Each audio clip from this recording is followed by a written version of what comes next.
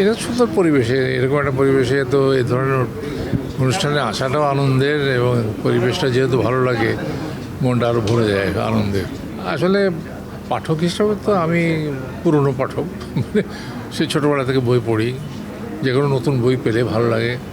তারপরে যখন লেখালেখি শুরু করলাম তখন নিজের বই যখন একটা পাবলিশ হতো তখন তো টেনশনে থাকতাম, আনন্দে থাকতাম যে কখন বইটা প্রিন্টে হয়ে আমার হাতে আসবে, মানে সেটাতে একটা বিরাট আনন্দ আছে।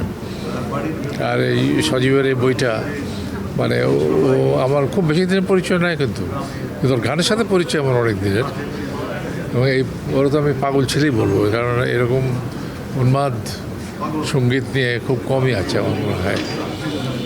তো ওর বইটা পাবলিশ হচ্ছে, এটাতে আমি খুব এক্সাইটেড, এটা নিশ্চয়ই খুব একটা ভালো কিছু হবে। আসলে যে কোনো ক্রিয়েশনই অনুভূতি প্রকাশের জায়গা। এখন কিছু কিছু প্রকাশ বা কিছু কিছু ক্রিয়েশন, যে ক্রিয়েটার সে হয়তো অনেক সময় চাপা রাখে, নিজের জন্যেই হয়তো করে অনেক কাজ যেটা সাধারণ মানুষ বুঝতে পারে না।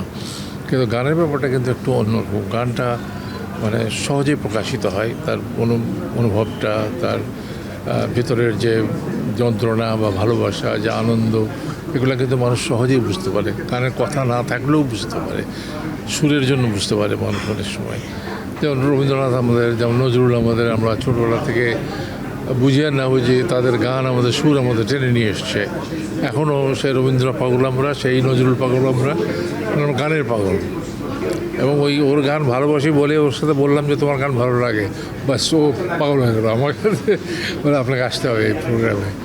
তো সাহিত্য তো ওপেন, মানুষ পড়লে পারেই একটা ধারণা করে ফেলতে পারে যে কীরকম। তো প্রত্যেকটা ক্রিয়েশনের একটা আলাদা মজা আছে, আলাদা আনন্দ আছে, আলাদা কী বলবো সৌন্দর্য আছে।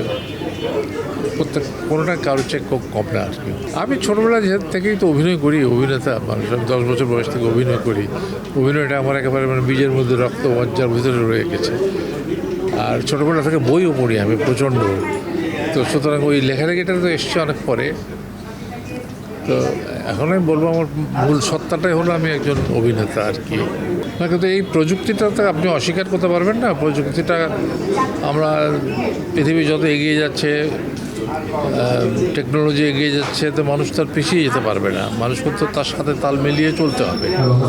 আমরা যতই গরিব দেশ বলি, মধ্য আয়ের দেশ বলি, আমাদেরকে তো তাল রাখতে হবে পৃথিবীর সাথে। সুতরাং এই প্রযুক্তিকে আমরা অ্যাভয়েড করতে পারি না।